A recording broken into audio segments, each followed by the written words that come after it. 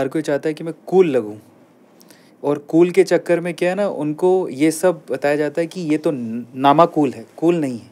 टीका लगाना जी, है ना, और भगवा धारण करना, और ओम लिखना, जय श्री राम लिखना, जय श्री कृष्ण लिखना, हिंदू सनातन धर्म का नाम लेना, गुरुओं के आगे चरण स्पर्श करना, माथा टेकना, ये नामाकूल लगती है चीज़ें।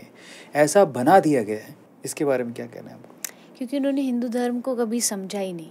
हम्म, उनको लगता है कि ये सिर्फ हिंदू धर्म में दिखावा है, ये चंदन ये भी दिखावा है, अरे दिल से भक्ति करो। अरे भैया इतने बड़े भक्त थोड़ी बन गए अभी आपकी दिल से भक्ति करने लगोगे।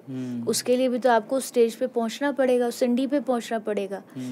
या फिर ये भी हो सकता है कि घर के पेरेंट्स से उन्होंने कभी क्वेश्चन किया हो कि भाई चंदन क्यों लगाते हैं, तो घर वालों ने आंसर ना दिया हो, तरीका लॉजिक ना दिया हो, बस ये कह दिया, अरे तुझे कह दिया मान तो बस मान। तो उनको लगा कि नहीं ये तो बस ऐसे ही दिखावा कर रहे हैं। तो एक तो थोड़ा सा जो बड़े उनको ध्यान रखना चाहिए कि शास्त्र के हिसाब से उनके क्वेश्चंस का आंसर दीजिए, पता होना चाहिए आपको। सेकंड थिंग, यूथ अगर ये सोच रहा है कि कूल बनना मतलब धर्म से दूर हो जाना है, मुझे नहीं लगता ये कूल बनना है, ये तो असल में देखो तो फूल बनना है।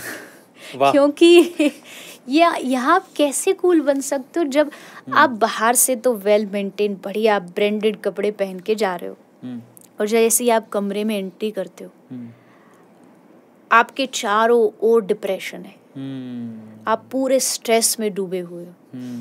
अगर आपके कूल लगने से रिजल्ट भी कूल आ रहा है तो even I am okay with it, कि भाई आपने तो सब कुछ छोड़ा और जस्ट ये मॉडर्न चीज़ों को अपनाया, आप कूल बने और देखो रिजल्ट कितना अच्छा है, जीवन में कितनी खुशियाँ हैं, हम चारों ओर जब देखो खुश रहते हैं। पर है तो इसका एकदम ऑपोजिट। ट्रू। जब तक वो थोड़ी देर बाहर रहेगा तब तक तो थोड़ा बहुत ठीक है, जैसे वो घर आया, जैसे कमरे में आया, फिर उसको टेंशन, स्ट्रेस, पैनिक अटैक, बताओ पैनिक अटैक्स हो रहे हैं बच्चों को, स्टडी के अटैक्स हो रहे हैं, छोटे छोटे बच्चों को स्टडी के कारण इतना बोझ लग रहा है कि सुसाइड कर ले रहे हैं। इसका मतलब यही है कि उनका कूल बनना आखिर में सही रिजल्ट नहीं ला रहा है। ट्रू। तो आपको अपनी उस लाइफस्टाइल को चेंज करना पड़ेगा।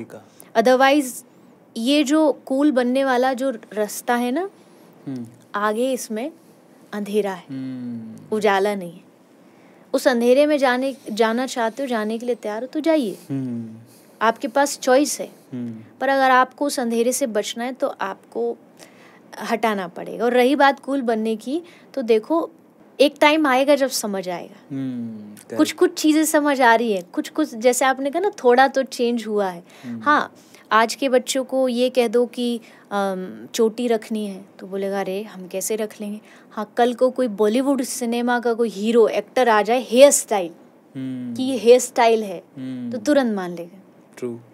करेगा घूम फिर के वही, बट उसे लगता है कि अगर वो शास्त्र या धर्म से चलेगा तो गलत हो जाएगा। नहीं, ये आपकी पहचान है, आपका जन्म इस देश में हुआ, आपका जन्म सनातन धर्म में हुआ है।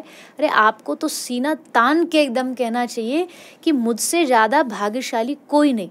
ट्रू। तो मैं इतना ही कहती हूँ, ये मेरी एक बहुत प्रसिद्ध लाइन भी है, बहुत बार मैंने बोली है, यूथ को बस इतना करना है, अपनी लाइफ में एक पॉकेट में आप मोबाइल रखते हो रखिए, एक पॉकेट में भगवत गीता रखिए।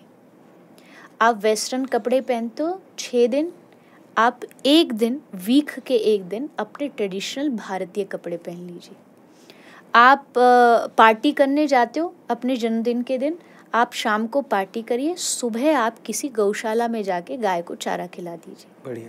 आई एम नॉट सेइंग कि आप अपना जीवन छोड़ दीजिए, कुछ छोड़ना नहीं है आपको, जस्ट थोड़ा सा ऐड कर लीजिए कि उसमें आपका कूलनेस भी। आजकल देखो आप हमारे वृंदावन में आओ, बड़े बड़े फॉरेनर्स अपनी लाइफस्टाइल चेंज करके धोती कुर्ता पहन के नाच रहे। ट्रू।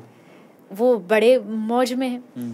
तो इसलिए एक दिन तो हमें भी समझ आएगा, क्योंकि उस वेस्टर्न कल्चर को आज समझ आ रहा है कि इसमें आगे अंधकार है, इसलिए वो कन्वर्ट हो रहे हैं, वो धीरे धीरे हमारा जो कल्चर है उसकी तरफ आकर्षित हो रहे हैं। True. तो हमें भी आएगा, पर तब तक थोड़ी देर हो गई होगी। इसलिए पहले समझ जाएंगे तो दुर्घटना से देर भली, दुर्घटनाओं से पहले थोड़ा सा समझ जाएगी।